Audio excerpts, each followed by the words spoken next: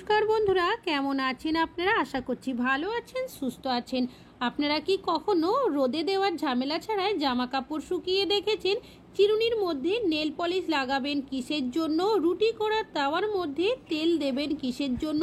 আপনারা কি কখনো গ্রেটারের সাহায্যে এইভাবে করে এলইডি লাইট গ্রেট করে দেখেছেন? কি হতে পারে আপনাদের কাছে শেয়ার করব আরও বেশ কিছু ছোট ছোট ইউজফুল কিচেন টিপস, যেগুলো আমাদের সংসারের খরচও অনেকটাই কমিয়ে দেবে, নিজেদের জন্য কিছুটা হলেও সময় বাঁচিয়ে নেবে। চলুন দেখে নেওয়া যাক আজকের প্রথম টিপসটা।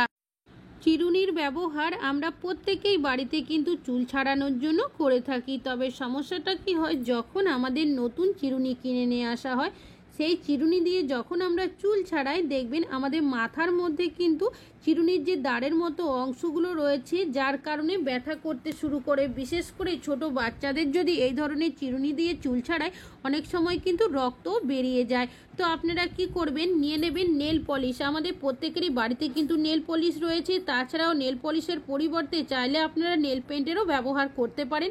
তো নেল পলিশ নিলে কি হবে, নেল পলিশের দাগগুলো দেখা যাবে। যদি নেল পেন্টের ব্যবহার করেন, সেক্ষেত্রে যেহেতু ট্রান্সপারেন্ট হয়, সেটা দেখা যাবে না। এইভাবে করে আপনারা লাগিয়ে নেবেন। এতে কি হবে, নতুন চিরুনির মধ্যে যে একটা ধারালো ভাব থাকে, সেটা কিন্তু অনেকটাই কম হয়ে যাবে। এইভাবে নেল পলিশ লাগানোর পর আমি কিছু সেকেন্ড রেখে দেব, শুকিয়ে গেলে এটা কিন্তু আমরা ব্যবহার করতে পারবো। আশা করছি টিপসটা কাজে আসবে। ভালো লাগলে লাইক করবেন। এখন চলে যাচ্ছি পরবর্তী টিপসে। অনেকেই আছি যারা বই পড়তে পছন্দ করি। তাছাড়াও আমাদের অনেকেরই বাড়িতে ছোট বাচ্চারা রয়েছে, তারা কিন্তু পড়াশুনো করে। তবে সমস্যাটা কি হয়, অনেক সময় দেখবেন বাচ্চারা কি করে, এইভাবে করে বই বা খাতা তারা ছিঁড়ে ফেলে। তবে আমরা এই ছেঁড়া অংশটা অনেকে আঠা দিয়ে চিটিয়ে দিই, বা অনেকেই আমরা কি করি, বেশিরভাগই সেলোটেপ দিয়ে আটকে দিই। তবে সেলোটেপ যখন আমরা আটকাই, অনেক সময় দেখা যায় যে লেখা অংশগুলো থাকে তার মধ্যেই ভুলবশত আটকে দিই। এর ফলে কি হয়, সেলোটেপটা যখন আমরা তুলতে যাই, কি হয় দেখবেন বইয়ের কিছুটা অংশ বা খাতার কিছুটা অংশ উঠে যায়, বা লেখার অংশটাও কিন্তু উঠে যায়। তখন কিন্তু নষ্ট হয়ে যায় বইটা বা খাতাটা। তো যখনই আপনারা সেলোটেপটা তুলবেন, কি করবেন, দুটো সাইড থেকে এইভাবে করে হাত দিয়ে একটু টানবেন। টানলে কি হবে, এই জায়গাটা অনেকটাই সরু হয়ে যাবে সেলোটেপটা। যার কারণে কি হবে, এটা কিন্তু কোনোভাবে বই বা খাতার পাতার অংশটা উঠে আসবে না। সহজেই আপনারা সেলোটেপটা উঠিয়ে নিতে পারবেন। তারপর আপনারা আবারও ভালোভাবে সেলোটেপ দিয়ে ছেঁড়া অংশটা আটকে দেবেন। ভালো লাগলে লাইক করবেন। এখন চলে যাচ্ছি পরবর্তী টিপ। নিয়েছি বেশ কিছুটা পটল।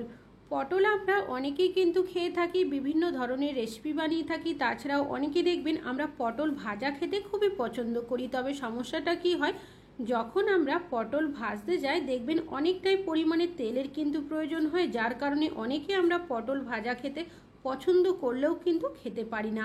তবে আপনারা যখনই পটল ভাজবেন, তার 5 মিনিট আগে কি করবেন, দিয়ে দেবেন কিছুটা পরিমাণের লবণ, আর দিয়ে দেবেন কিছুটা পরিমাণের হলুদ গুঁড়ো। এবার লবণ আর হলুদটাকে খুব ভালোভাবে পটলের মধ্যে মাখিয়ে দেবেন। মাখিয়ে নেওয়ার পর আপনারা এইভাবেই রেখে দেবেন 5 মিনিটের জন্য। ফিরে আসছি 5 মিনিট পর। মাখানোর কারণে কি হবে, পটলটা দেখবেন অনেকটাই নরম হয়ে যাবে, আর পটলের থেকে বেশ কিছুটা দেখবেন জলও কিন্তু বেরিয়ে আসবে। এবার যখনই আপনারা পটলটা ভাজবেন, হাত দিয়ে একটু চেপে নেবেন, তাহলে দেখবেন আরও যেটুকু জল রয়েছে পটলের মধ্যে সেটাও বেরিয়ে আসবে। তারপর যদি আপনারা পটলটা ভাজেন, দেখবেন পটল ভাজতে কিন্তু খুব বেশি পরিমাণে তেলের প্রয়োজন হবে না। আশা করছি টিপসটা কাজে আসবে। ভালো লাগলে লাইক করবেন। এখন চলে যাচ্ছে পরবর্তী টিপসে। আমি এখানে কিছুটা তেল বোতলের মধ্যে ঢালতে গেছিলাম, আর মেঝের মধ্যে দেখতেই পাচ্ছেন কিছুটা সর্ষের তেল পড়ে গেছে। আমরা কি করি, যদি কোথাও তেল পড়ে যায়, সেটা মেঝেতে হোক বা কিচেন স্ল্যাবে কোনো একটা কাপড়ের সাহায্যে সেটাকে মুছে পরিষ্কার করে দিই। তবে যদি মেঝেতে তেল পড়ে যায়, সেক্ষেত্রে দেখা যায় কি হয়, স্লিপ হয় অনেকটাই। যাদের বাড়িতে ছোট বাচ্চারা রয়েছে, অনেক সময় দেখবেন তারা পা স্লিপ করে পড়ে যায়। আমরা নিজেরাও অনেক সময় কিন্তু পা স্লিপ করে পড়ে যায়। তো আপনারা কি করবেন, কিছুটা পরিমাণের আটা নিয়ে নেবেন। অনেক সময় দেখবেন আটাগুলোর মধ্যে যদি পোকা ধরে যায়, দোলা পেকে যায়, সেক্ষেত্রে সেই আটা কিন্তু কেউই আমরা ব্যবহার করি না। তবে পোকা ধরে যাওয়া আটা যদি নাও থাকে, সেক্ষেত্রে আপনারা কিছুটা পরিমাণের ভালো আটাও দিয়ে দিতে পারেন এইভাবে করে। কেন কি অনেকটাই বিপদের হাত থেকেও কিন্তু আমরা বেঁচে যেতে পারি।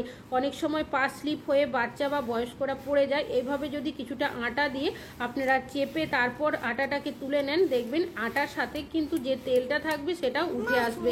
আশা করছি টিপসটা কাজে আসবে। ভালো লাগলে লাইক করবেন। এখন চলে যাচ্ছি পরবর্তী টিপসে। আমাদের অনেকেরই বাড়িতে কিন্তু এই ধরনের এলইডি লাইট রয়েছে, তবে সমস্যাটা কি হয়, অনেক সময় যখন আমরা লাইটটা জ্বালতে যাই এইভাবে করে অন অফ হতে থাকে, যার কারণে অনেকেই আমরা লাইটটাকে কিন্তু বাতিল করে দিই, অন্য লাইট বাজার থেকে কিনে নিয়ে আসি। তবে এই লাইটগুলো আপনারা বাতিল না করে একটা কাজ কিন্তু করে নিতে পারেন। অনেক সময় দেখবেন লাইটের যে পিছনের যে সাইডটা রয়েছে এর মধ্যে আয়রন জমে যায়, যার কারণেও কিন্তু লাইটটা অনেক সময় অন অফ হতে থাকে। তো আপনারা কিভাবে এই আয়রনটাকে দূর করবেন? আমাদের প্রত্যেকেরই বাড়িতে কিন্তু কোনো না কোনো গ্রেটার রয়েছে। এই গ্রেটারের মধ্যে আপনারা যদি লাইটটাকে এইভাবে করে দিয়ে হালকাভাবে গ্রেট করতে থাকেন, তাহলে দেখবেন যদি আয়রন কোনো জমে থাকে সেটা কিন্তু চলে যাবে। তবে হালকা হাতে কিন্তু কাজটা করতে হবে, খুব বেশি জোরে ঘষাঘষি করবেন না। এবার লাইটটাকে আপনাদেরকে জ্বালিয়েও দেখাবো। আগে যে লাইটটা অন অফ হচ্ছিল সেই সমস্যাটা কিন্তু আর হচ্ছে না। আশা করছি আপনাদের টিপসটা কাজে আসবে। ভালো লাগলে লাইক করবেন। এখন চলে যাচ্ছি পরবর্তী টিপসে। টিপসটা হলো আমাদের ডিমের খোসা নিয়ে। আমি এখানে একটা ডিমের খোসা নিয়েছি, সেফটি পিনের সাহায্যে এইভাবে করে একটা ফুটো করে দিয়েছি। এবার সেফটি পিনটাকে এই ফুটোর মধ্যে এইভাবে পরিয়ে সেফটি পিনটাকে লাগিয়ে দেব।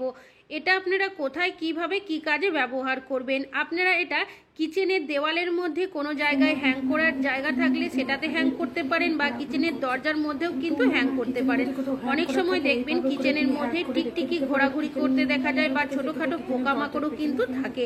আমরা কিচেনে রান্না বান্না করি, অনেক সময় টিকটিকি থাকলে মুখ দিয়ে দেয় বা পোকামাকড়ও পড়ে যাওয়ার সম্ভাবনা থাকে। খোসাটা ফেলে না দিয়ে এইভাবে করে কিচেনে কোনো জায়গায় হ্যাং করে রাখতে পারেন। এর যে একটা স্ট্রং গন্ধ থাকে, এর গন্ধ কিন্তু কোনোভাবেই টিকটিকি বা পোকামাকড় সহ্য করতে পারে না, যার কারণে কিচেনে হোক কি অন্যান্য কোনো জায়গায় যদি এভাবে ঝুলিয়ে রাখেন, কোনোভাবেই কিন্তু টিকটিকি বা পোকামাকড় আসবে না। আশা করছি টিপসটা কাজে আসবে। ভালো লাগলে লাইক করবেন। এখন চলে যাচ্ছি পরবর্তী টিপস। আমরা প্রত্যেকেই বাড়িতে কিন্তু কম বেশি রুটি করে থাকি, তবে রুটি করার আগে তাওয়াটা কিন্তু প্রত্যেকেই ভালো করে ঘষা মাজা করে পরিষ্কার করে নিই। সমস্যাটা কি হয়, যখন আমরা রুটি করি বা অন্যান্য কোনো কিছু করতে যাই, দেখা যায় তাওয়ার মধ্যে এইভাবে করে আটকে যায়। এর ফলে দেখা যায় রুটিটা কিন্তু নষ্ট হয়ে যায়। এরপর যতগুলোই রুটি করি বা যাই বানাই না কেন, সেই জিনিসটাও নষ্ট হয়ে যায়। তবে আপনারা একটা কাজ কিন্তু করে নিতে পারেন। যখনই আপনারা তাওয়াটা ঘষা মাজা করবেন, তারপর যখন কোনো কিছু বানাবেন, তাওয়ার মধ্যে রুটি হতে পারে বা অন্যান্য কোনো কিছু, সেক্ষেত্রে আপনারা কি করবেন, তাওয়ার মধ্যে সামান্য পরিমাণের তেল এইভাবে ছড়িয়ে দেবেন। এখানে একটা কিচেন তাওয়াল জল দিয়ে ভিজিয়ে নিংড়ে নিয়েছি, সেটা দিয়ে এইভাবে হালকা হাতে ঘষে নিচ্ছি। এইভাবে করে আপনারা যদি রুটি করার তাওয়ার মধ্যে রুটি করেন বা কোনো কিছু বানান ঘষা মাজার পর, তাহলে কিন্তু তাওয়ার মধ্যে কোনোভাবেই লাগবে না। আর যদি কোনো কিছু বানাতে সমস্যা হয় এই ধরনের, সেক্ষেত্রে আপনারা এইভাবে করে অ্যাপ্লাই করতে পারেন। তবে সবার প্রথম যদি সামান্য পরিমাণের তেল এইভাবে করে তাওয়ার মধ্যে দিয়ে দেওয়া হয়, সেক্ষেত্রে দেখবেন একটা রুটিও কিন্তু আপনাদের নষ্ট হবে না। তো কিছুটা তেল দেওয়ার পর আমি এই তাওয়ার মধ্যে আপনাদের রুটিটা বানিয়ে দেখাচ্ছি। তো দেখতেই পাচ্ছেন এখন কিন্তু তাওয়ার মধ্যে রুটিটা একটুও লেগে আসছে না, যেহেতু তেল মাখিয়ে দেওয়া হয়েছে। আশা করছি আপনারা কিন্তু এইভাবে করে টিপসটা যদি ফলো করেন, তাহলে কিন্তু অনেকটাই কাজে আসবে। ভালো লাগলে লাইক করবেন। এখন চলে যাচ্ছি পরবর্তী টিপসে। আমি এখানে নিয়েছি একটা পাত্র, এর মধ্যে দিয়ে দিচ্ছি সামান্য পরিমাণের লবণ, আর দিয়ে দিচ্ছি একদম সামান্য পরিমাণের জল। জলটাকে লবণের সাথে ভালোভাবে মিশিয়ে নেব। কি কাজে এটা ব্যবহার করবেন? আমরা অনেকেই আছি যারা দেখবেন ডিমের অমলেট খেতে পছন্দ করি, তবে ডিমটাকে ফেটানোর জন্য আমরা কি করি, হ্যান্ড উইক্সের ব্যবহার করে থাকি। তবে সবার কাছে সব সময় হ্যান্ড উইক্স থাকে না। সেক্ষেত্রে আপনারা কিভাবে ডিমটাকে সহজে ফেটিয়ে নেবেন, আমাদের যে কাঁটা চামচ রয়েছে, কাঁটা চামচের সাহায্যে যদি ডিমটা আমরা এইভাবে ফেটিয়ে নিই, তাহলে দেখবেন সুন্দরভাবে কিন্তু ডিমটা ফেটানো হয়ে যাবে।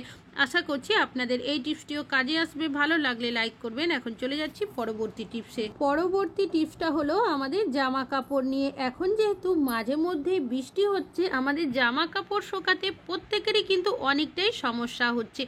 বিশেষ করে যাদের বাড়িতে ছোট বাচ্চারা থাকে, তাদের দেখবেন অনেকগুলোই জামা কাপড় হয়ে যায়। আর যে মোটা ধরনের জামা কাপড়গুলো থাকে, কাপড় শোকাতে অনেকটাই সমস্যা হয়, বিশেষ করে বাচ্চাদের স্কুল ড্রেস যদি ভিজে থাকে বা বড়দের অফিসের ড্রেস যদি ভিজে থাকে, সেটা কিন্তু আমাদের অনেকটাই সমস্যার মধ্যে পড়তে হয়। তো আপনাদের যদি এই ধরনের সমস্যা হয়ে থাকে, সেক্ষেত্রে আপনারা কিভাবে খুব সহজেই জামা কাপড়গুলো শুকিয়ে নেবেন। এই ধরনের যে ডেকচিগুলো হয়ে থাকে মোটা ধরনের, এই ধরনের ডেকচি দেখবেন আমাদের অনেকেরই বাড়িতে রয়েছে। তাছাড়াও চাইলে আপনারা এখানে প্রেসার কুকারেরও ব্যবহার করতে পারেন। এইভাবে করে গ্যাসের মধ্যে উল্টো করে দিয়েছি আর জায়গাটা কিন্তু অনেকটাই ফাঁকা রেখেছি, দেখিয়ে দিলাম। এবার গ্যাসের ফ্লেমটাকে একদম লোতে রাখবেন, তারপর এটাকে গরম করে নেবেন। এবার আপনাদের যে জামা কাপড় শোকাবে না, বিশেষ করে মোটা ধরনের জামা কাপড় বা বাচ্চাদের স্কুল ড্রেস, যেগুলো এমার্জেন্সি চাই, সেই জামা কাপড়গুলো আপনারা যদি এইভাবে করে উল্টো পাল্টা করে কিছু সেকেন্ড শুকিয়ে নিতে পারেন, তাহলে দেখবেন সহজেই কিন্তু শুকিয়ে যাবে। তবে আমি এইভাবে শোকাচ্ছি বলেই যে আপনাদেরও জামা কাপড় এইভাবে শুকিয়ে নিতে হবে তা কিন্তু নয়। যদি প্রয়োজন হয় সেক্ষেত্রে টিপসটা ফলো করতে পারেন। আর দেখতেই পাচ্ছেন এই প্যান্টটা কিন্তু অনেকটাই ভিজে ছিল, গরম একটা বাষ্প কিন্তু উঠতে শুরু করেছে। এইভাবে আপনারা মোটা ধরনের বাচ্চাদের প্যান্ট, স্কুলের ড্রেস যেগুলো একদমই প্রয়োজন, সেই ড্রেসগুলোও কিন্তু এইভাবে শুকিয়ে নিতে পারেন। তো দেখতেই পাচ্ছেন বন্ধুরা কতটা সহজে এইভাবে করে আমরা কিন্তু বর্ষার সময় আমাদের জামা কাপড় শুকিয়ে নিতে পারি। আশা করছি আপনাদের কিন্তু এই টিপসটা কাজে আসবে। লাইক করবেন। এখন চলে যাচ্ছি পরবর্তী টিপসে। মহিলারাই কিন্তু কম বেশি টিপ পরে থাকি, তবে সমস্যাটা কি হয়, অনেকেই আমরা রেগুলার টিপের ব্যবহার করি। তবে রেগুলার টিপ পরার কারণে যেখানে টিপ পরি কপালে, সেখানে দেখবেন একটা সাদা স্পটের দাগ পড়ে যায়। যার কারণে সমস্যা কি হয়, অনেক সময় যদি আমাদের টিপ পরতে ইচ্ছে নাও করে, সেক্ষেত্রেও কিন্তু টিপ পরতে হয়। কেন কি, দাগটার কারণে দেখতে ভালো লাগে না। স্পটের দাগ হয়ে গেছে বা যাতে না হয়, সেক্ষেত্রে আপনারা কি করবেন, নিয়ে নেবেন সামান্য পরিমাণের মালাই। আমাদের প্রত্যেকেরই বাড়িতে কিন্তু দুধ নিয়ে আসা হয়ে থাকে, দুধের মালাই বা সর নিয়ে নেবেন। এইভাবে করে আপনারা কপালের মধ্যে একটু ঘষে নেবেন। এইভাবে যদি টিপ পরা হয়, সেক্ষেত্রে সাদা স্পটের দাগ যদি থাকে, এইভাবে ব্যবহার করার কারণে চলে যাবে। আর যদি না থাকে, তাহলে কিন্তু সাদা স্পটের দাগ হবে না। আশা করছি টিপসটা কাজে আসবে। ভালো লাগলে লাইক করবেন। আজকে এখানেই শেষ করছি, আবার চলে আসবো নতুন ভিডিও নিয়ে।